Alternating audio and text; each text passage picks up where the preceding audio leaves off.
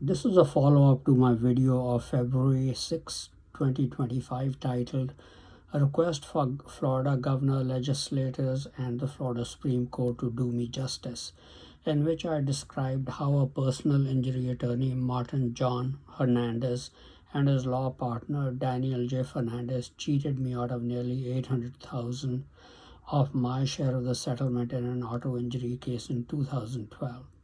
In this video, I exposed the fact that Governor Ron DeSantis of Florida took the decision personally to deny my complaint against the attorneys in early 2019.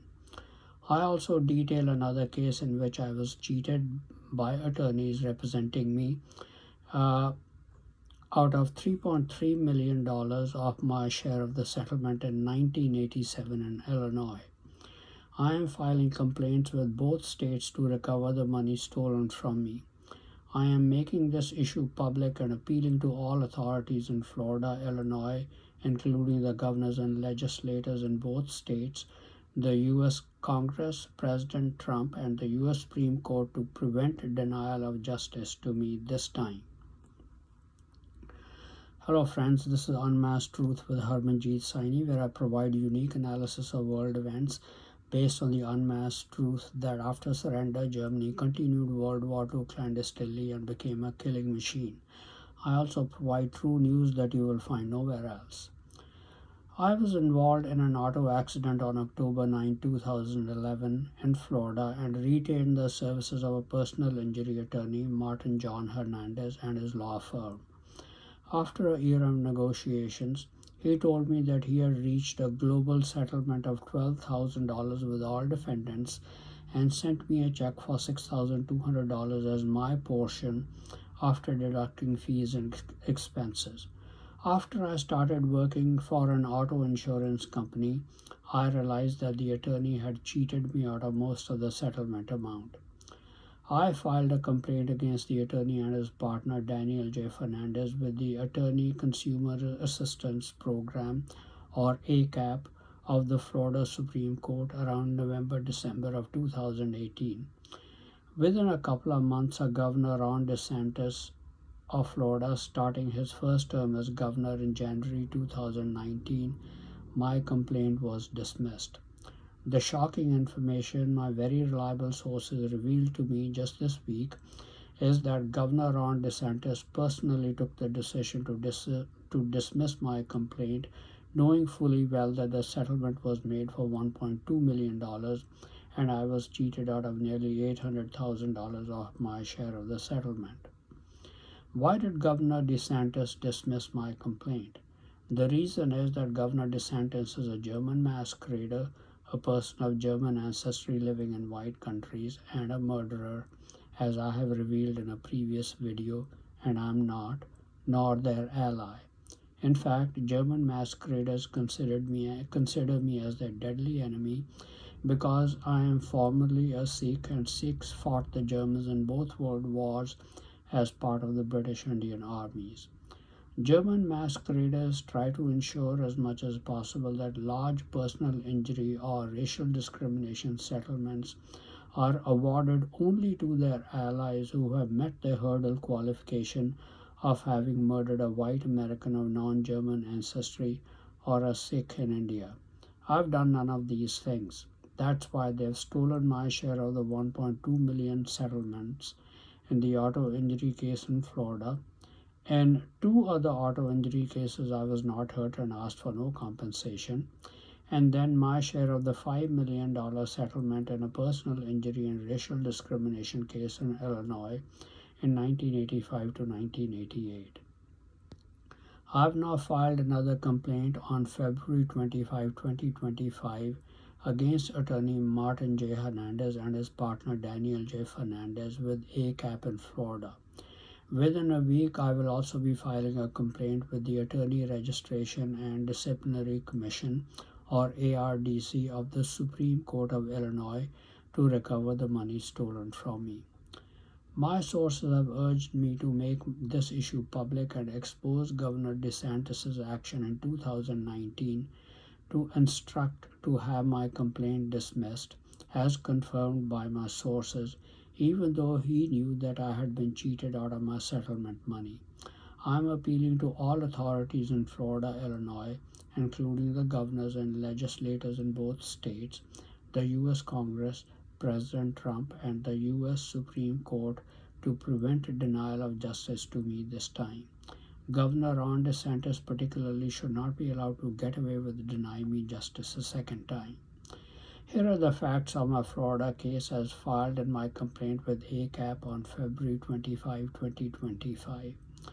Attorney Martin John Hernandez, Florida Bar number 528684 of the law firm of Fernandez and Hernandez LLC at the time of the accident, represented me in an automobile injury case, accident date October 9, 2011. Now, attorney Martin Hernandez is practicing law under the firm name Martin Hernandez Law Office, located at 3002 West Kennedy Boulevard, Tampa, Florida 33609. Attorney Daniel J. Hernandez, Florida Bar number 295371, is practicing law under the firm name The Law Office of Daniel J. Fernandez, PA, 625 East Twig Street, Suite 102, Tampa, Florida 33602. The defendants in the case were Carlos Sands, with known address at that time of 3241 Russett Place, Land O'Lakes, Florida 34638, and his insurance company, Amica Mutual Insurance Company. And then Mr. Pools of Pasco Incorporated, the business that sold the mattress to Mr. Sands and failed to secure it properly on the van roof for transportation, and its insurance company, Amerishore Insurance Company. My insurer was Ameriprise Auto and Home Insurance. I was involved in the accident on October 9, 2011. I was driving within the speed limit around 50 to 55 miles per hour with a slight drizzle going east on State Highway 54, just west of the intersection with Gun Highway. The mattress on top of the 2001 Chevy Tahoe van in front of me, owned by Carlos Sands, flew off from the roof of the van into the path of my Chevy Prism. I swerved slightly to the left to avoid hitting the mattress. I did not know it was a mattress and thought it was a solid iron object, and then had to correct to the right to stay on the road. As a result, my car skidded and landed with a 270-degree turn on the side of the road in a ditch, just avoiding hitting a strong wire fence. If my car had hit the fence, I could have been killed or severely injured. The party at fault was Carlos Sands. For the first 4 days, I experienced only slightly pain. I felt good enough to take a planned church-related trip to Gatlinburg, Tennessee on October 12, 2011. But then I experienced continuous severe neck and back pain which prevented me from getting proper sleep.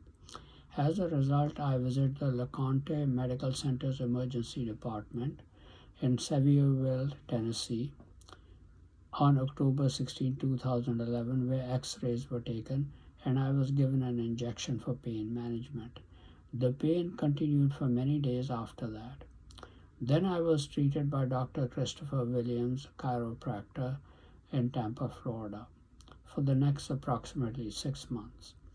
The first ever auto accident I was involved in since coming to the United States was in 1990.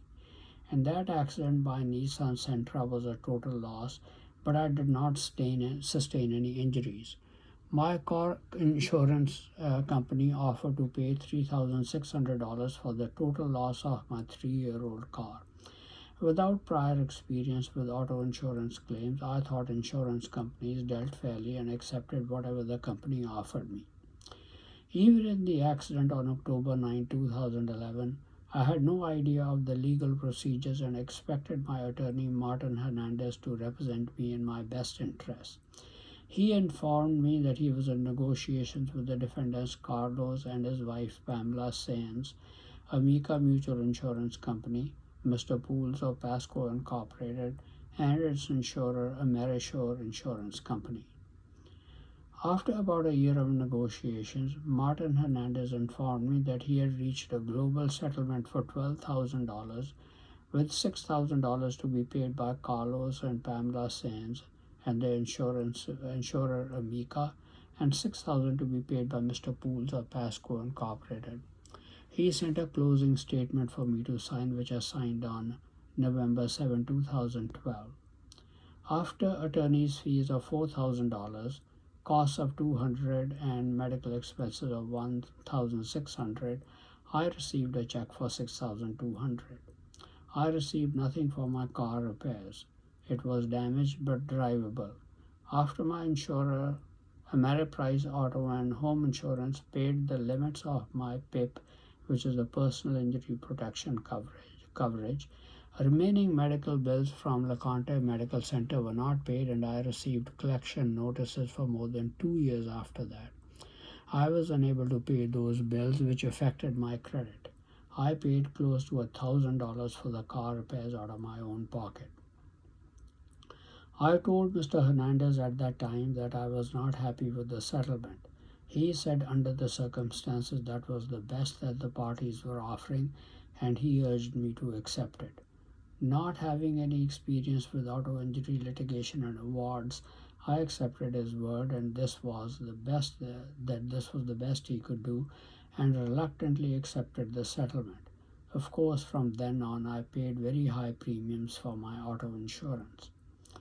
Then, from January 23, 2017 to September 17, 2018, I worked for Liberty Mutual Insurance as a call center agent handling auto policies. I got to understand auto insurance a lot better and came to realize that attorney Martin John Hernandez and his law firm Fernandez and Hernandez LLC had cheated me out of a large amount of the settlement money he recovered on my behalf. Based on my experience at Liberty Mutual Insurance, I also knew that the minimum amount of insurance a driver was required to carry was $10,000/20,000/10,000 in Florida.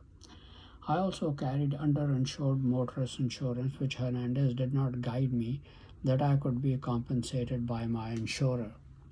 The amount settled for was even less than the limits. Now I have better sources of information.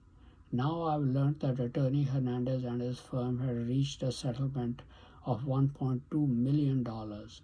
On his website, he claims that his highest winnings for his clients were $1.2 million.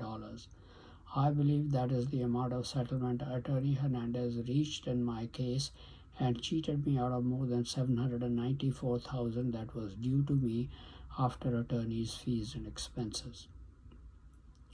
I am now also requesting that the conduct of Mr. Martin Hernandez and Mr. Daniel J. Fernandez be investigated and I be made whole with the correct settlement amount due to me without further delay. In addition, appropriate disciplinary action should be taken against attorney Martin Hernandez. Now, for me, time is of the essence. I am nearly 74 years old, and delay in justice in my case would be justice denied. Therefore, I request the following information from ACAP to negotiate a settlement of the matter with attorney Martin Hernandez and his law firm, Martin Hernandez Law Office. I am filing a separate complaint against his previous law partner, Daniel J. Fernandez. I have learned from my sources that the amounts of settlement reached with Amica Mutual Insurance Company, Amerishore Insurance Company, and Mr. Pools of Pasco Incorporated is $1.2 million. I suggest that both attorney Martin Hernandez and attorney Daniel J. Fernandez jointly compensate me with the whole settlement amount minus the $4,000 in attorney fees and the $200 in costs and the $1,600 in medical expenses they charged in the closing statement I was asked to sign. They should be required to forfeit any additional attorney's fees or expenses. Since I've been deprived of the funds due to me for over 12 years, they must pay interest. Number 4, any disciplinary action that the Florida Bar and the Florida Supreme Court deem appropriate. In the Illinois case, around June 27, 1985, I was injured and the top digit of my left hand index finger was severed. With another resident in the apartment complex in which I lived manhandled me without provocation and slammed the laundromat door shut in which my hand got caught. Part of the reason was that a faulty door closer was installed that did not prevent the door from being suddenly slammed shut. I had also suffered terrible abuse in the apartment complex prior to this incident because of racial discrimination. Mike C. Holoka, a lawyer friend from my church in the Chicago area, advised me to retain the service of his lawyer friend James R. Vasilis for compensation. At that time, I was also getting involved in the computer software business and needed an agreement drawn up with my software partner. And attorney Holoka advised me to consult his law firm Kiesler and Berman of Chicago, Illinois. And I believe I worked with their attorney named Brian Luce, though I'm not absolutely sure of the name, on the wording of the agreement. Holoka told me that he worked for Kiesler and Berman. The defendants in the case were Inland Real Estate, the real estate company that owned or managed the apartment complex, Joseph C. Scales, the resident who injured me, and International Door Closers. After nearly 2 years of negotiations, Attorney Vasilis informed me that he had reached a settlement of $15,000 with Inland Real Estate and later with $2,500 with International Door Closures. After fees and expenses, I received about $8,600 from the settlement, and with Inland Real Estate, and about $1,875 from the settlement with International Door Closures.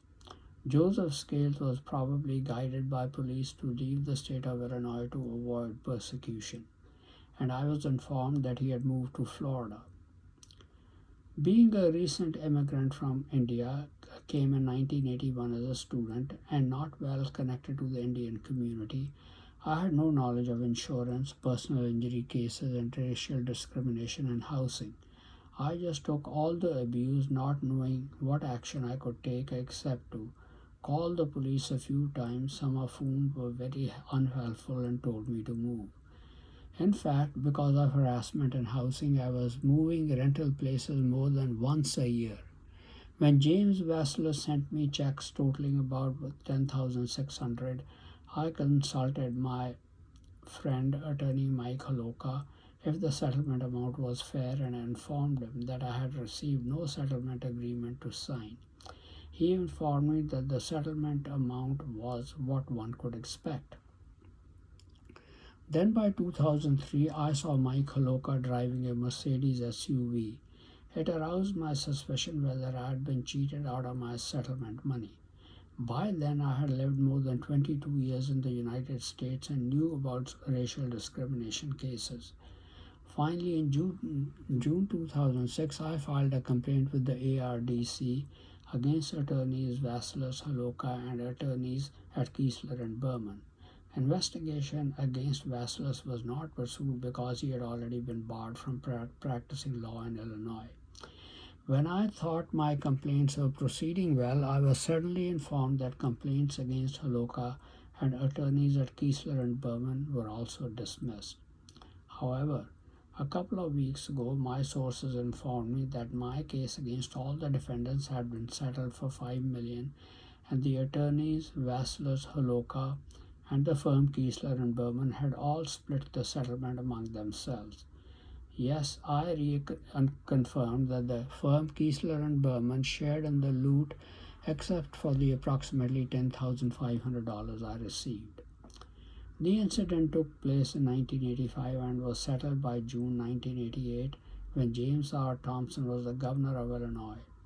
I had called Governor Thompson, whom he was on the radio program, asked the governor to complain about the harassment. He took no action.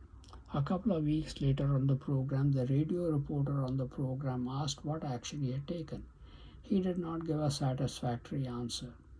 I was also cheated out of my share of settlement money when he was governor.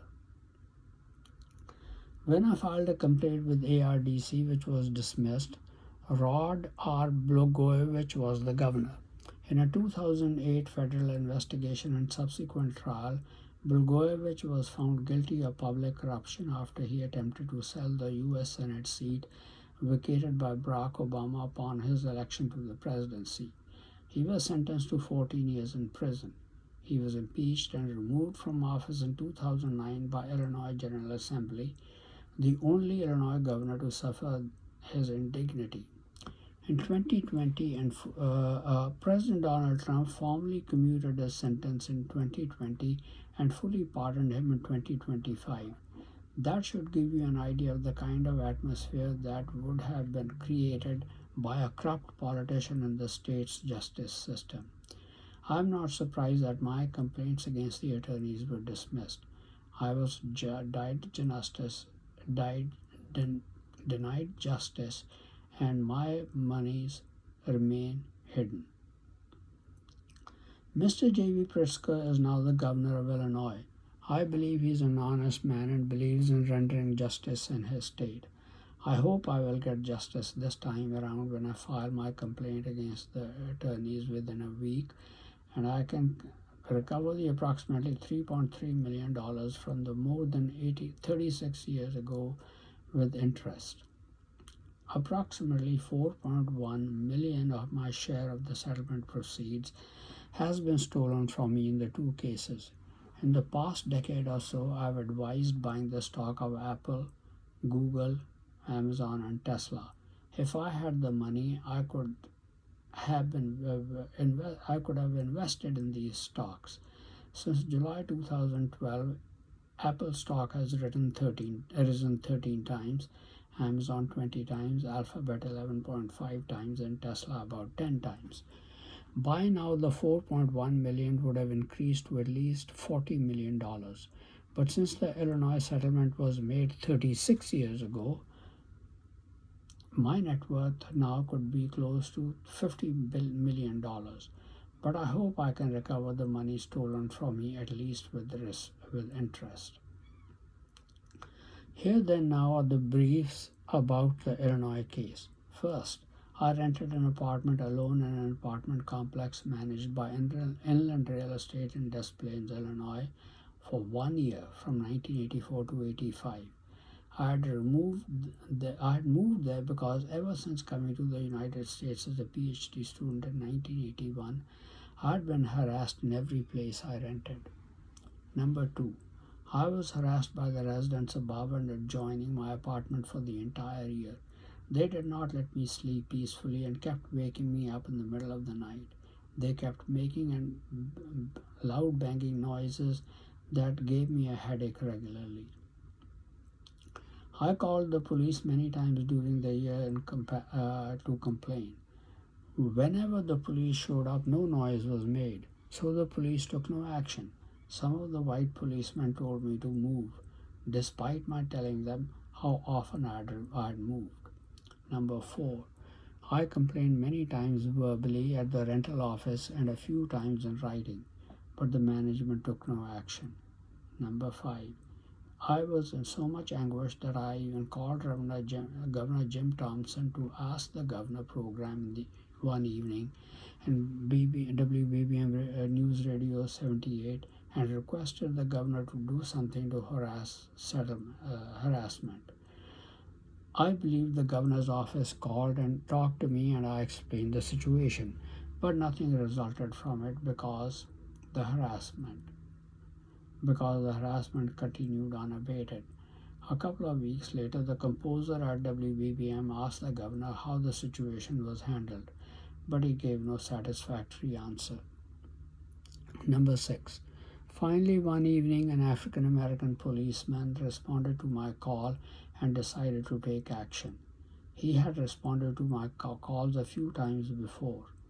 This time, he banged on the door of the apartment above mine and asked the resident to open the door. Nobody opened the door. He persisted and threatened the resident that he would break down the door. Then the resident, Mr. Nash, opened the door. He was arrested for harassment and was locked up in jail for one night.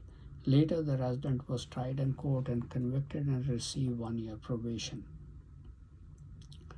Despite this incident, the harassment did not stop. Neither did Inland Real Estate take any action against the other residents who shared the apartment above to stop the harassment. Number 8.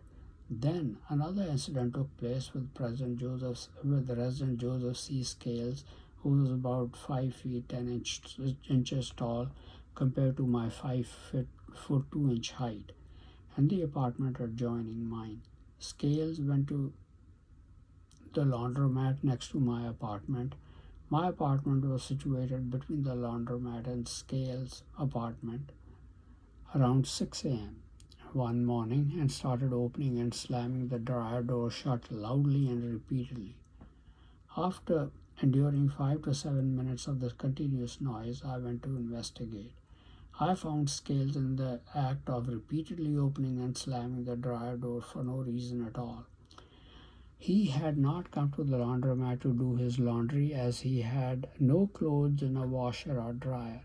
He had come to the laundromat solely to harass me.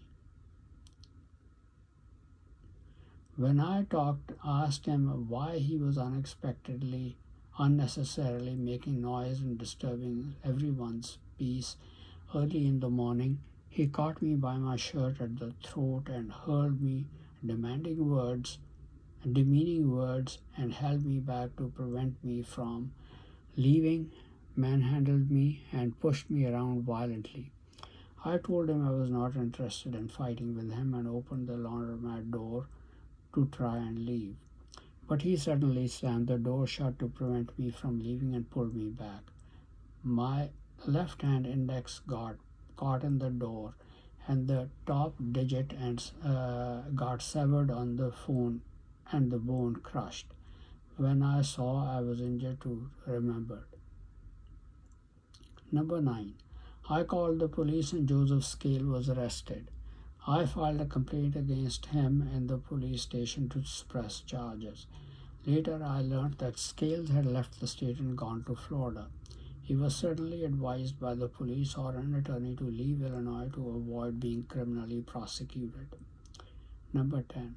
Satan, the hydraulic door closer manufacturer, International Door Closures, was named as a defendant. The door closure was defective, which did not prevent the door from being closed shut suddenly. Number 11. In casual conversation at church, the question of my injured hand came up. I mentioned the incident to friend attorney Mike Holoka, who then advised me to hire an attorney and recommended his friend Anthony James R. Vasilis to me. I retained Vasilis' service.